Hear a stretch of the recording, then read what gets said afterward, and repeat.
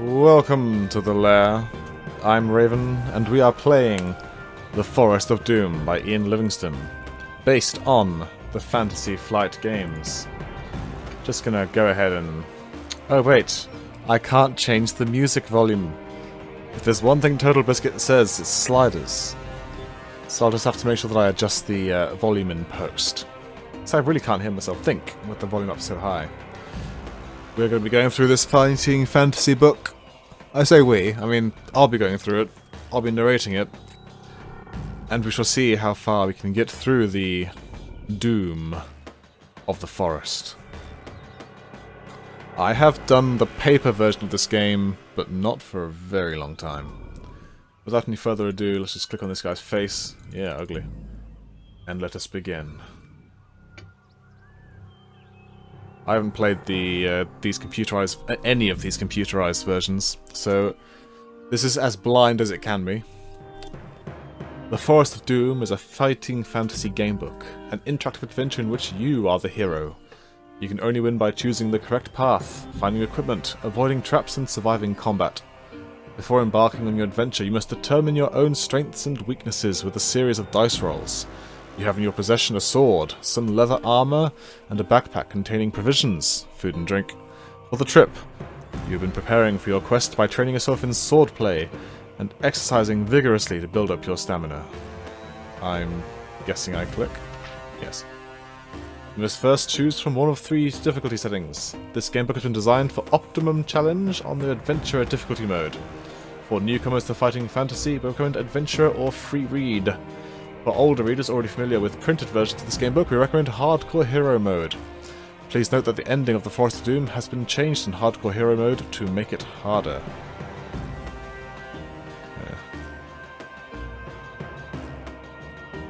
Oh, see, it's... I was like, is that a button? Adventurer. Play The Forest of Doom exactly how Ian Livingstone designed it. Very little has been changed from the printed version. Your starting stamina is calculated by rolling 2d6 plus 12. You're given an unlimited number of bookmarks which act like placing your fingers between the pages. Hardcore Hero. If you have beaten The Forest of Doom in Adventurer mode or have read the printed form of this gamebook before, test your courage in Darkwood Forest with the Ultimate Challenge. Your starting skill is calculated by rolling 1d6 plus 4, thus making you weaker. You also start the adventure with no provisions. You still receive unlimited bookmarks. Okay, so basically it's technically as difficult as Adventurer. And it's not hardcore if you have bookmarks, right? Free Read. Play The Forest of Doom like an old school cheater. Free Read is set up the same as Adventurer mode, but it's different in that it gives you 3 options to easily negotiate your way through the book. Back button, you can move backwards to the previous page. Should you take the wrong direction, you can now back up and choose another path. Free choice, you can unlock all links irrespective of whether they are available, so you can easily negotiate tricky parts of the story where you require certain items. Heal me button. You are able to heal yourself at any time, so you'll never run out of stamina. Which difficulty do you choose? I think that I will go for... adventurer, hardcore free hero adventurer. Let's go for adventure. You have chosen the adventurer difficulty mode. Before continuing, you must calculate your initial stamina. Your stamina score reflects your general constitution, your will to survive, your determination, and overall fitness. The higher your stamina score, the longer you will be able to survive. You must roll 2 dice and add 12 to the number rolled. This is then entered in the stamina box in your adventure sheet. Stamina will go up and down during your journey, but if your stamina falls to 0, you die and your adventure is over. If your stamina is getting low, remember to eat some of your provisions. Roll your starting stamina. Oh, there we are. Okay, 10. Neat, that's a pretty good roll. And my skill? Your skill reflects your swordsmanship and general fighting expertise. The higher the better. Your starting skill is determined by rolling 1 die and adding 6 to the number. This is then entered in the skill box of your adventure sheet. Again, above average. Determine luck. Your luck score indicates how naturally lucky a person you are. Luck and magic are facts of life in the fantasy kingdom you are about to explore. Your starting luck is determined by rolling 1 die and adding 6 to the number. This is then adventured in the luck box in your adventurer sheet. Roll the dice. Average? Okay. Next you must choose a potion to take with you. God damn it. I don't remember there being this much. In addition to your starting equipment, you may take 1 bottle of a magical potion which will aid you on your quest. You may choose to take a bottle of the following: a potion of skill, a potion of strength, and a potion of fortune. These potions may be taken at any time during an adventure, except when engaged in a battle. Taking a measure of potion will restore skill, stamina, or luck scores. I'm gonna go with skill. Yeah.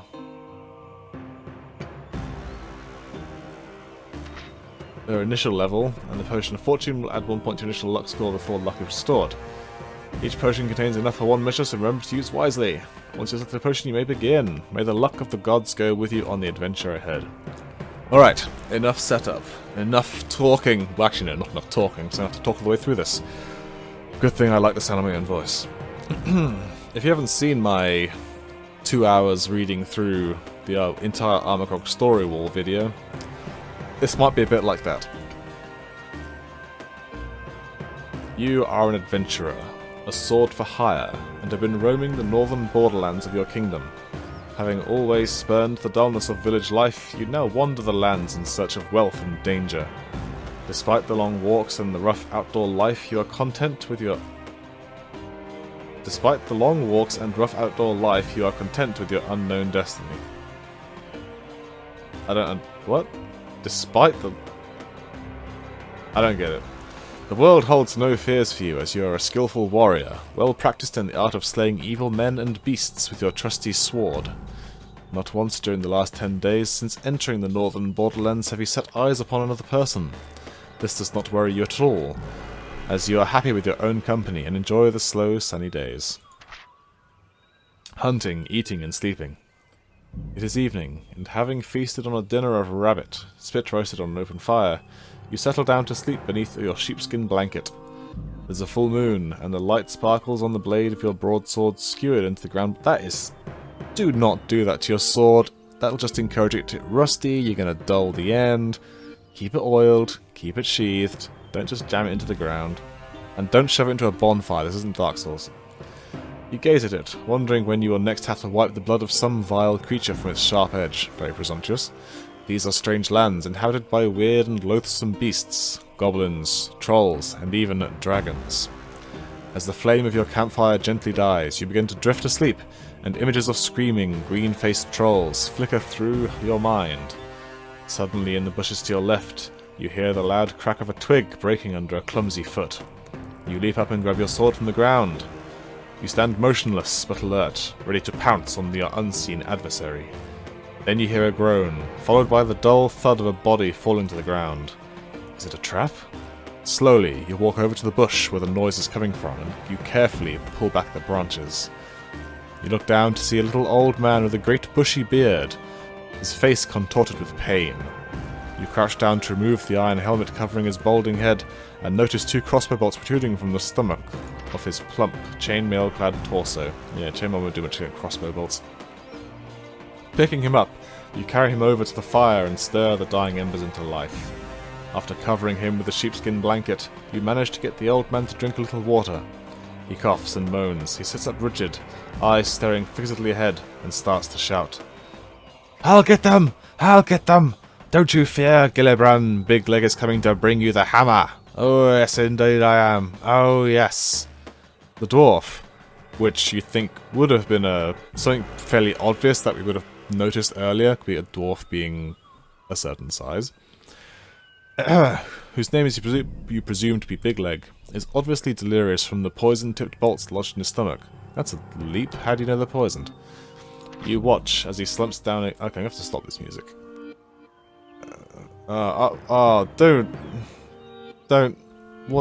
Don't make your pop-up menus like this. Options. That's better. Oh, good. I can change. Why aren't these options on the? Oh, whatever.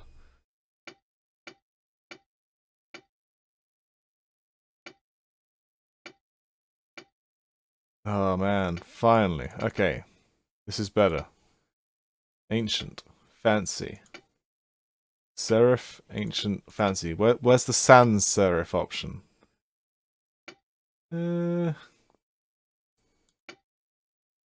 I think I'll go for fancy. And just bop the font size up once. Alright, well that was fun. Let's go back. Okay, here we go. Yes. The poison took bolts to his stomach, which apparently we know are poisonous because... reason. You watch as he slumps down again to the ground, then whisper his name in his ear. Creepy. "Hey, Big Leg." His eyes stare unblinkingly at you as he again starts to shout. "Ambush! Look out! Ambush! Ah, the hammer! Take the hammer to Gillibrand! Save the dwarfs!" His eyes half close and the pain seems to ease a little, and as the delirium subsides, he speaks to you again in a low whisper. "Help us, friend. Take the hammer to Gillibrand. Only the hammer will unite our people against the trolls. We were on our way to Darkwood in search of the hammer, ambushed by the little people." That's an offensive term for goblins. "Others killed. The map in my pouch will take you to the home of Yestromo, the master mage of these parts. He has great magics for sale to protect you against the creatures of Darkwood. Take my gold. I beg you to find the hammer and take it to Gillibrand, my lord of Stonebridge. You will be well rewarded." Big Leg opens his mouth to start another sentence, but nothing comes out except his last dying breath. You sit down and ponder Big Leg's words. Who is Gillibrand? Who is Yastromo? What is all the fuss about this dwarfish hammer? You reach over to the still body of Big Leg and remove the pouch from the leather belt around his waist. Inside you found 30 gold pieces and a map. Guess this is the map. I'll call it Mr. Bigger. Well, what a shitty map this is. Just follow the road. Yeah, river. Yeesh. So I guess we're somewhere up here? I don't know. No, thank you. Jingling the coins in your hand, you think of the possible rewards which may await you for returning a hammer to a village of dwarves. You decide to try and find the hammer in Darkwood Forest. It's been a few weeks since your last good battle, and what more, you are likely to be well paid for this one. With your mind made up, you settle down to sleep, having taken back the sheepskin blanket from poor Big Leg. In the morning you bury the old dwarf and gather up your possessions. You examine the map, look up to the sun and find your bearings. Whistling merrily, you head off south at a good pace, eager to meet this man Nostromo and see what he has to offer. Ah, neat. Well, I guess we get straight to his tower then. No worries there. Excuse me. Your walk to Yastromo's takes a little over half a day, and you arrive at his stone tower, dirty and hungry. As the tower is set back on the edges of Darkwood some 50 meters from the path you have been following, it is difficult to find. Finally, you walk up to the huge oak door, somewhat relieved to find that it does exist, and that Big Leg has not been speaking wildly in his delirium. And it was clearly on the map as well. A large brass bell and gong hang from the stone archway.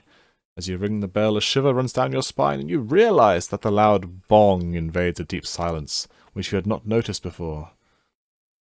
That was the sound of silence. There are no sounds of birds or animals to be heard. You wait anxiously at the door and hear slow footsteps descending the stairs from the tower above. A small wooden slot in the door slides open, and 2 eyes appear and examine you. This is the entrance to Jabba's palace. Again, it's routine. Demands a grumpy... Okay. Well, who are you? Demands a grumpy voice through the hole. You answer that you are an adventurer in search of the Master Mage Nostromo, intending to purchase magical items from him to combat the creatures of Darkwood Forest. Oh, well, in that case, if you are interested in buying some of my merchandise, you'd better come up. I am Nostromo. I have t-shirts, frisbees, yo-yos, thimbles. He then turns slowly and climbs the stone stairs. Will I follow him up the stairs, or draw your sword and attack him? I wonder how I add that up here, I guess. So, bookmark? Oh, yep, there it is. Your position has been saved. Take a decision to tap the bottom, blah, blah, blah. So I guess this one? I see, I go back to... Oh, yeah, this one as well. Okay, cool. I'm not gonna do lots of these things, but this seems a lot like a fun way to get himself killed, so let's do it. As you draw your sword, Nostromo turns around and casually advises you not to be foolish, as his magic is great. You still want to attack him? 399. Change your mind. 261. Screw it. You charge at Nostromo, but only to reach the first stair when he lifts his right arm and nonchalantly mumbles a few words. Time seems to stand still amid bright flashes, and your body feels like a bubbling liquid inside. When the turmoil subsides, you know something terrible has happened. Terrible as happened. The stone stair feels cold on your body, and you realize the problems of life as a frog. Nostromo bends down and picks you up, saying with a booming voice, "Well, foolish warrior, enjoy your new life." With that, he lets out a deafening laugh and nearly drops you. Then he shuffles to the oak door and, opening it, throws you into the tall grasses outside. Your adventure ends here. Yeah. So yes. Yes, use it. So, let's not do that. Follow him. You follow the huffing and puffing old man in his tattered robes up the spiral staircase to a large room at the top of the tower. Shelves, cupboards, and cabinets line the walls, all filled with bottles, jars, weapons, armor, and all manner of strange artifacts. Nostromo shuffles past the general clutter and slumps down in an old oak chair. He reaches into his top pocket and pulls out a fragile pair of gold-rimmed spectacles. Placing these on his nose, he picks up a piece of slate and chalk from the table next to his chair, and begins to write frantically. He then hands you the slate. He tells you that all the instructions for use are written clearly on the labels attached to the items, together with their suggested use. He sighs and tells you that unfortunately the magic in the items only works once, but they are the best you can buy for money. Nostromo then asks you the reason for the purchase of the items, and you tell him your story, and your decision to continue the quest of luckless Bigleg. Ah yes, Nostromo says slowly, rubbing his chin. I heard that the good dwarves of Stonebridge had lost their fabled warhammer. Without it, their king is unable to arouse his people, despite the fact that the hill trolls threaten his village. Rumour has it that an envious king of another village of dwarves sent an eagle bloody eagles to Stonebridge to steal the hammer, which it managed to do. But as it flew over Darkwood, it was attacked by deathhawks, and the hammer dropped into the forest and was lost. Apparently, 2 forest goblins found the hammer but could not decide who was to keep it. They wrestled for hours but gave up. Then they discovered that the handle unscrewed from the head, and the argument was settled. One kept the head, the other kept the handle. Then they parted, each happy with his new treasure. Who knows if they still have them, so I'm afraid your problems are doubled. Prepare for trouble. Make it double. I can tell you that the head is made of bronze, and that the handle is made of polished ebony. Both head and handle have the letter G inscribed on them. Your task is not easy. Good luck. You thank Nostromo and leave the room by the spiral staircase. Now I have 30 gold. Whoa, that's a big character sheet. I have a map, a sword, 30 gold, leather armor, a lantern, a backpack, potion of skill, 5 provisions. Okay. There's a lot of stuff here. I wonder how much of my gold I should spend.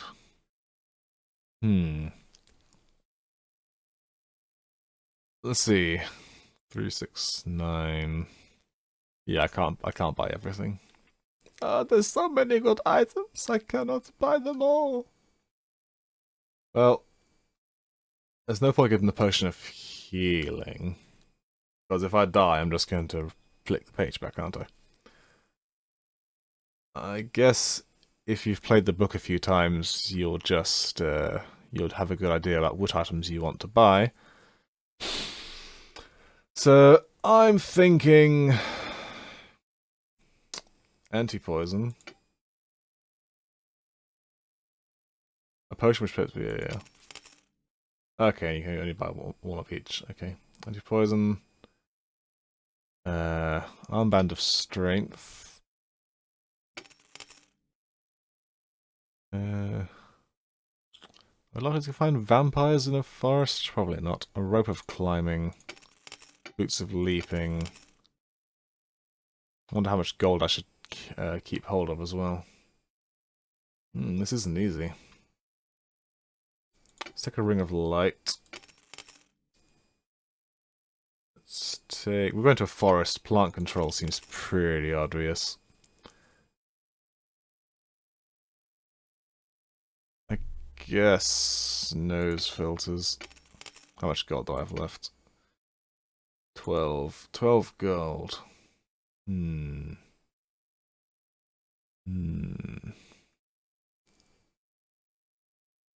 What does the missile dexterity do? Throw accurately.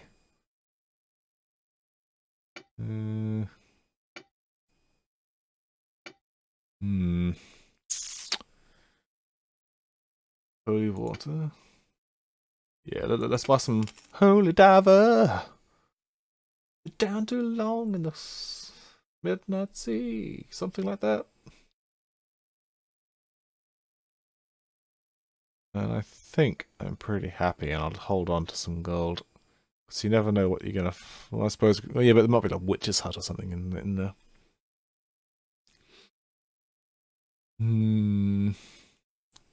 It's so tempting to spend everything and just... okay, I'm taking insect control.